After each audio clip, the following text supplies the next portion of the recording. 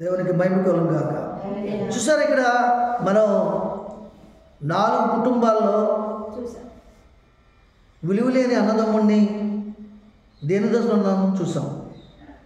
గ్రామం అంతా వెలివేసి చెడ్డవాడు అనిపించుకున్నటువంటి జక్కయ్యని చూసాం. ఏమండి,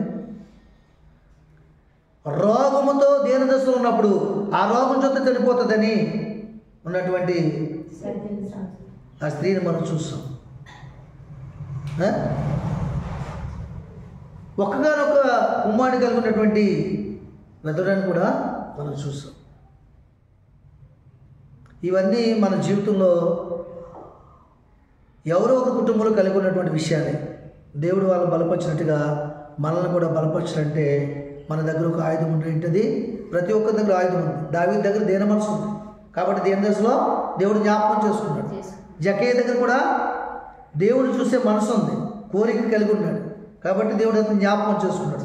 తర్వాత దేవుడు చూశాక విడిచిపెట్టే మనసు కలిగి దేవుడు చెప్పకుండానే తన పాపాన్ని తను ఒప్పుకొని విడిచిపెట్టే మనసు సిద్ధపరచుకున్నాడు కాబట్టి దేవుడు జ్ఞాపకం చేసుకుని రక్షణ ఇచ్చాడు. ఏమండి, 18 సంవత్సరాల స్త్రీని దేవుడు జ్ఞాపకం చేసుకునే కారణం ఏంటంటే ఆమె విశ్వాసం గొప్పది. నిందలు కనుకోలేదు, ఆటంకాలు కనుకోలేదు, అడ్డులను ఛేదించి ముందుకెళ్ళింది, ఏ రోజు ఆగుకోలేదు, కష్టాన్ని భరించింది. కూలి కోసమో, నాలు కోసమో, పుట్టుకూడు కోసమో దేవుని వాక్య నిర్లక్ష్యమో చేయలేదు కాబట్టి దేవుడు ఆమెను జ్ఞాపకం చేసుకున్నాడు. ఏ సంఘం అయితే ఆమె గురించి కార్యం చేయలేకపోయిందో ప్రార్థన చేస్తే ఆ సంఘం మధ్యన దేవుడి కార్యము చేశాడు. దేవుని స్తోత్రం, హల్లెలూయా. అలాగే ఒక్కొక్క కుమారుడు కలిగిన ఆయన ఊర్లో కలిగినటువంటి ఆ యొక్క గదరాల స్త్రీని కూడా తల్లిని కూడా దేవుడు బలపరిచాడు. ఆమె గురించి చెట్టుగా ఇంకా అయిపోయింది, ఈ చరిత్ర అయిపోయింది. ఇక్కడ ఎవరు పెడతారు ముందు దేవుడికి? మా గుంపుకి వచ్చి అడుక్కోవచ్చిందే, లేకపోతే తలంచేవారట. ఆ పాడి కోసం వాళ్ళు తలంచేవారట. అరే నేను కొంచెం ఆస్తున్నాను కదా, మా పిల్లలకి ఏదైనా చేసి పెడతాను, 10 మనుషులు పెట్టుకుంటాను లేరా, నేను ముద్దెడతాను. ఒక వారం రోజులు మా ఇంట్లో పని చేద్దరా, ఒక వారం రోజులు మీ ఇంట్లో పని చేయించుకోండి, ఒక వారం రోజులు మీ ఇంట్లో చేయించుకోరా. నలుగురు మనం గొప్పలు కంటూ 4 వారాలు మన ఇంట్లో పని చేసుకుని ముద్దెడితే సరిపోద్ది. ఇదివరకు లాగా కొమ్మెగరేసుకుని తలగరేసుకుని బతికేద్దామని కొడుకులేడు కదా, ఎలాగోలాగా బతకాలి కదా. ఆమె చేస్తుందిలే. ఇప్పుడు అడుగుతుంది ఇవి పొగరు, ఇప్పుడు అడుగుతుంది ఇవిడికి ప్రతి విషయాలు కూడా చిన్నగా చీపుగా చూసేవారు కూడా ఆ పాడి మోసేవారు ఆ ఊళ్ళో లేకపోలేదు. దేవుని స్తోత్రం. అయితే వారి ఆలోచనలు తలంపులు ఎదిగి ఆమె కన్నీటి కాదని చూసిన దేవుడు ఆమెను బలపరిచి వారి ఆలోచనలు మార్చేసి నేనున్నా నీతో అంటూ నా చెంతకు చేరావు, నా కన్నీరంతా తుడిచి నీ కౌగిట చేశావు. కనుచూపు మేరలోన ఏ ఆశ లేని వేళ, ఎటు తోటకాలలోన నే కృంగి ఉన్న వేళ, నేనున్నా నీతో అంటూ నా చెంతకు చేరావు, నా కన్నీరంతా తుడిచి నీ కౌగిట చేశావు. దేవునికి మహిమ కలుగును. నిజమే కదా, గొప్ప కార్యం చేసేసాడు దేవుడు. చనిపోయిన కుమారుడు మళ్ళీ ఆమె చెంతకి చేర్చాడు, కన్నీరంతా తుడిచివేశాడు. నేనున్నా నీతో అంటూ ఒక భరోసా ఇచ్చాడు దేవుడు. అట్టి గొప్ప దేవుడిని కలిగి ఉన్నాం మనం. అయితే ప్రియులరా, ఆఖరికి ఒక మాట చూపు ముగిస్తాను. మీరు చూడండి, అక్కడ కీర్తన గ్రంథం 149 కీర్తన 4వ వచనం చూడండి.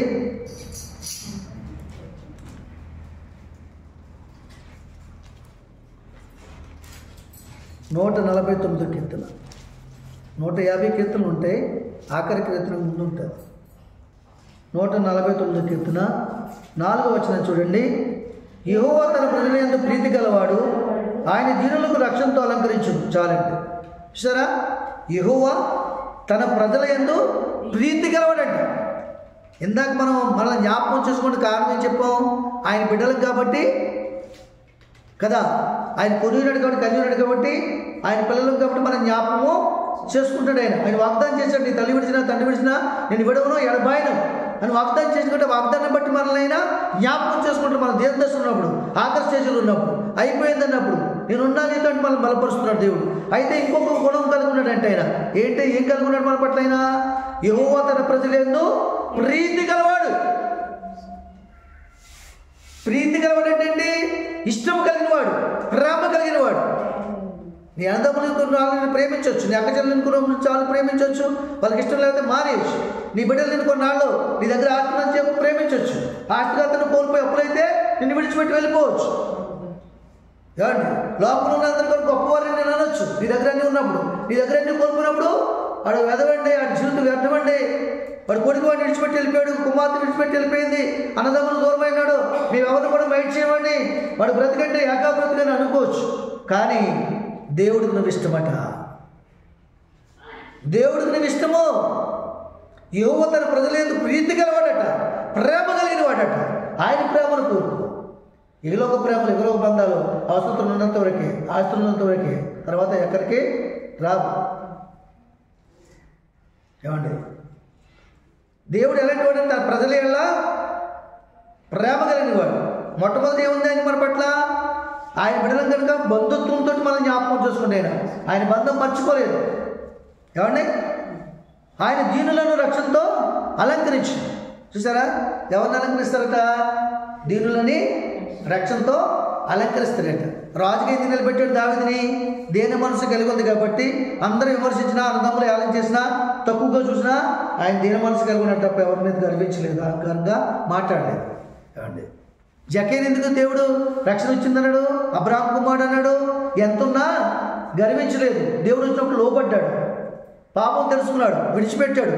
ప్రతి పాపం ఎవరి దానికి పనిచేశాడు, రుణం తీర్చేశాడు, మార్పు చెందాడు. అందుకని దేవుడు అతను జ్ఞాపకం చేసుకున్నాడు.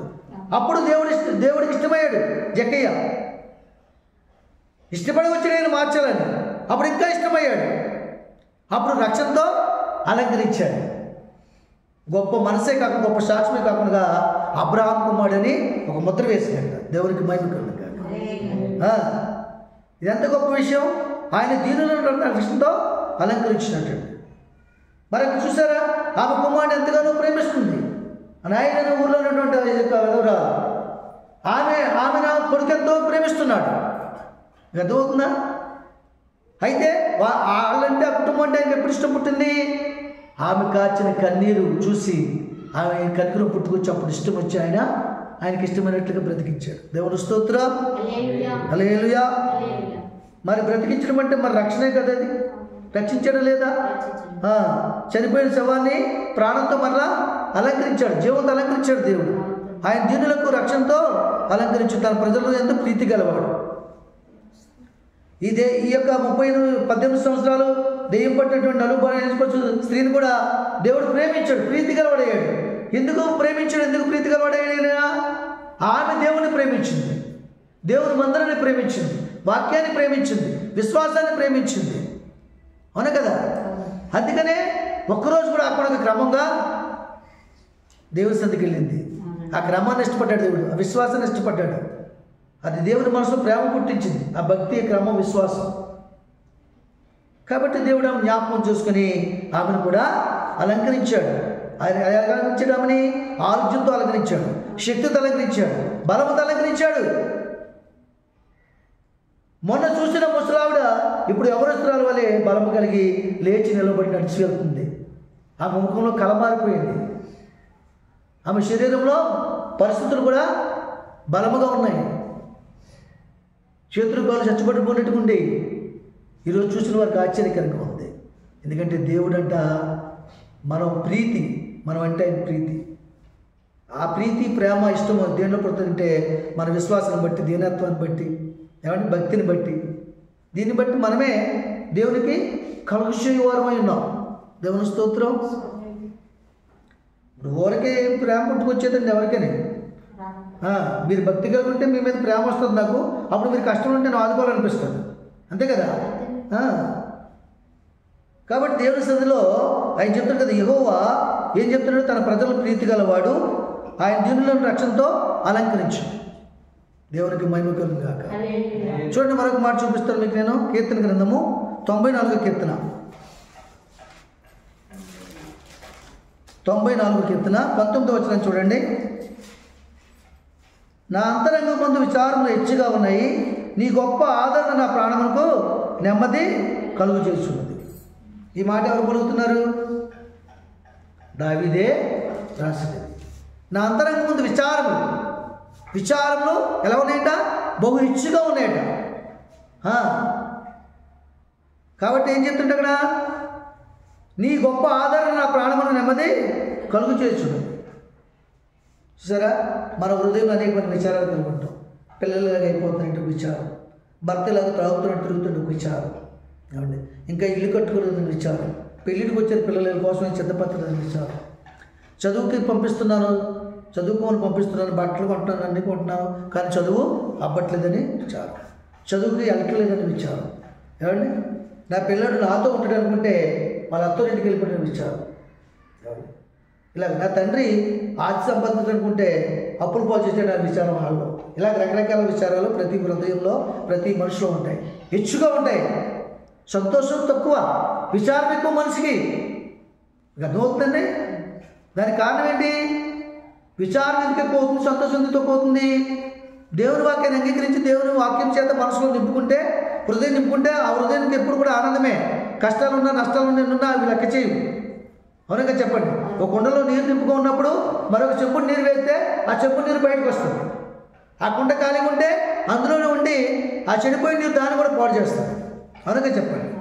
అలాగా మన హృదయంలో విచారాలు మనుషుల హృదయం ఎందుకుంటే ఇచ్చుకొని ఈ లోక సంబంధమైన చింతన, ఏమి తిందామో, ఏమి తాగుదామో, ఏమి ధరించుకుందామో, ఎలా జీవిస్తామో, లోకాశ, శరీరాశ, నేత్రాశ, జీవుడమ్మో, ఇవన్నీ కూడా హృదయంలో ఉంచుకునే విచారాలు ఎక్కువకపోతే ఏమవుతాయి? మన స్తోమతను బట్టి మనం బ్రతకం, మన స్థితిని బట్టి మనం బ్రతకం, మన ఆదాయాన్ని బట్టి మనం ఖర్చులు చేయం. మనిషి విచారణ అయితే ఏమొస్తుంది? ఆలోచన ఉండదు, దేవుని దగ్గర అడగవు, ప్రార్థన జీవితం లేదు, వాక్యాన్ని విని సరి చేసుకునే మనసు లేదు. నీ హృదయంలో విచారం హెచ్చుగా లేకపోతే ఏమొస్తుంది మనకి? అయినను సరే నువ్వు ప్రార్థన చేసుకుంటే, దేని మనసు కలిగి ఉంటే, ఆయన మీద ఆధారపడితే, ఆయన్ని జ్ఞాపకం చేసుకుని నీ విచారాలన్నీ కొట్టివేసి గొప్ప ఆదరణ నీకు, నీ ప్రాణములకు నెమ్మది, నీ మనసుకి నీ హృదయానికి ఆదరణ, నీ ప్రాణములకు నెమ్మది, నీ ఆత్మకు శాంతి దయచేయనుగాక. ఆమేన్. అలాంటి వాగ్దానం ఎవరైనా ఇస్తారు ఈ రోజుల్లో? ప్రజలైన వారు ఏమంటే మీ బాధలు ఎవరు ఉంటే నాకు చెప్పండి, నేను తీర్చేస్తున్నాను. ఏ మనసును వస్తాడా ముందుకి? వస్తాడా? కన్న కొడుకే రాడు. నీ అప్పు నువ్వు తీర్చుకో, నీ బాధలు నువ్వు పడు. ఓరు బాబు ఇల్లు కారిపోతుందిరా, వర్షం వచ్చి మనం ఇబ్బంది పడ్డామరా, రేకులు వేద్దాం అనుకుంటున్నాను రా, ఏమైనా సాయం చేయరంటే ఎక్కడ చేయమంటావు? నా పిల్లలతో నేనే బతకలేకపోతున్నాను. నువ్వు ఆస్తి సంపాదించావా? నువ్వు ఏం కూడబెట్టావా? నీ దగ్గర ఉన్నప్పుడు ఏమన్నా 10,000 ఇచ్చావా? ఎవడు కోసం చేసావు, ఎన్ని కోసం చేసావు? నీ ఇల్లు నువ్వు కట్టుకో, నీ రేకులు నువ్వు వేసుకో, లేకపోతే కప్పు నువ్వు కప్పుకో. అవునా?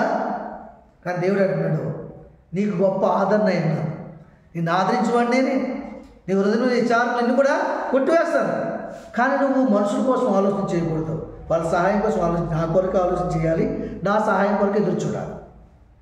మనుషుల కోసం ఆలోచన చేసావా ఇంకా కృంగిపోతాం. వాళ్ళు నా దగ్గర లేరు, వీళ్ళు నా దగ్గర లేరు, వీళ్ళు సాయం చేయట్లేదు, వాళ్ళు సాయం చేయాలి, వాళ్ళ మాట్లాడలేదు, వీళ్ళ మాట్లాడదు. ఎవరి మాట నీకు కావాలి? ఎవరి మాట పరిశుద్ధమైనది? ఎవరి మాట నిన్ను ఆదరించేది? ఎవరి మాట నీకు కౌగులించుకునేది? ఎవరి మాట నిన్ను బాధలో ఉంటే ఆదుకునేది? నిన్ను కృంగదీసే మాటలు మనుషుల మాటలు, నిన్ను హేళన చేసే మాటలు, నిన్ను చుగ్గుపరిచే మాటలు, ఎందుకు నా బ్రతికి నేను చనిపోతే బెటర్ అని నీకు ఆలోచన కలుగు చేసే మాటలు మనుషుల మాటలు. నువ్వు చనిపోవు, నేను బ్రతికిస్తాను, నిన్ను బాగు చేస్తాను, నిన్ను ఆదరిస్తాను, నీకు నెమ్మది కలుగు చేస్తాను, నా కొరకు నువ్వు బ్రతున్నట్టు నిన్ను మారుస్తాను, నేను ఇందులన్నీ తీసివేస్తాను, నిన్ను కౌగులించుకుంటాను. నువ్వు స్థిరపడి బలపరిచి ఆదరించే మాటలు దేవుని మాటలు. ఎవరి మాటలు కావాలి ఇప్పుడు చెప్పు? మనుషుల మాటలు కావాలా, దేవుని మాటలు కావాలి? దేవుడు జ్ఞాపకం చేసుకోవాలి, నేను మనుషులు జ్ఞాపకం చేసుకోవాలా? నేను అధికారులు జ్ఞాపకం చేసుకోవాలా, మనుషులు జ్ఞాపకం చేసుకోవాలా? నీ పిల్లల్ని జ్ఞాపకం చేసుకోవాలా, దేవుడు జ్ఞాపకం చేసుకోవాలా? నీ బంధువుల్ని జ్ఞాపకం చేసుకోవాలా, దేవుడిని జ్ఞాపకం చేసుకోవాలి. అలాగని బంధువులు వద్దని, కుమారుడు వద్దని, కూతురులు వద్దని చెప్పట్లా. అది నువ్వు కలిగి ఉండాలి, కానీ అందరికంటే ఎక్కువ దేవుడిని కలిగి ఉండాలి, దేవుని ఉద్దేశంలో ఆలోచన కలిగి ఉండాలి. అప్పుడు దేవుడి నీ జీవితంలో గొప్ప ఆదరణ, నెమ్మది కలుగు చేయనుగాక. ఆమేన్. దేవుడి మాట ముగించునుగాక, దీవించునుగాక, స్థిరపరచునుగాక, బలపరచునుగాక, ఆదరించునుగాక, మన బ్రతుకుల్లో మన జీవితాలు నెరవేర్చబడుగాక. ఆమేన్. ఆమేన్.